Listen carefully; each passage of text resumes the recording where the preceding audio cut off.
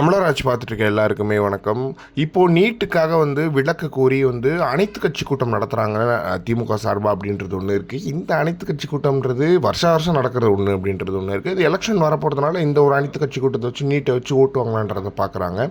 Okay, இதுக்கு சீமான் அவர்கள் அழைப்பு விட்டுருக்காங்க அப்படின்னே நம்ம சொல்லலாம். ஸ்டாலின் அவர்கள் சீமானுக்கு அழைப்பு விட்டுருக்காங்க, நீங்கள் வந்தே ஆகணும் அப்படின்ற மாதிரி சொல்லியிருக்காங்க அப்படின்ற மாதிரியான விஷயங்கள்லாம் வெளிவருது. இந்த நாளையில் போன அனைத்து கட்சி கூட்டத்துக்கே சீமான் அவர்கள் போகலை அப்படின்றது ஒரு முக்கியமான விஷயமா இருக்குது.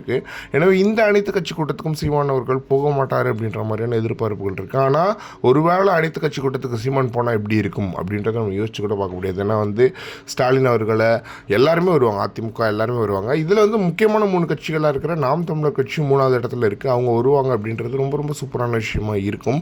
எனவே முன்னாடியெல்லாம் நாம் தமிழர் கட்சி இன்க்ளூடே பண்ண மாட்டாங்க. என்ன காரணம் அப்படின்னு பார்த்தீங்கன்னா, அவங்களுக்கு ஓட்டு சதவீதம் எம்எல்ஏ இல்லை எம்பி இல்லைன்னு பேசிட்டு இருந்தாங்க. இப்போ என்ன இருக்குது அப்படின்னு பார்த்தீங்கன்னா, தமிழக மக்கள் நாம் தமிழர் கட்சிக்கும் சீமான் அவர்களுக்கும் ஒரு அங்கீகாரம் கொடுத்துருக்காங்க, 8% வாக்கு கொடுத்துருக்காங்க. இந்த அங்கீகாரத்தை பொறுத்து அவங்க கண்டிப்பாக நம்மளை கூப்பிட்டே ஆகணுன்ற ஒரு முக்கியமான இடத்துக்கு போகிறாங்க. நீங்கள் ஒரு காலத்தில் சீமான் அவர்களை அழைக்க மறுத்தீங்க. அன்றைக்கி சீமான் அவர்கள் வரதுக்கு தயாராக இருந்தார். ஆனால் இன்றைக்கி சீமான் அவர்களை நீங்கள் அழைக்கிறீங்க, ஆனால் சீமான் அவர்கள் வரதுக்கு தயாராக இல்லை.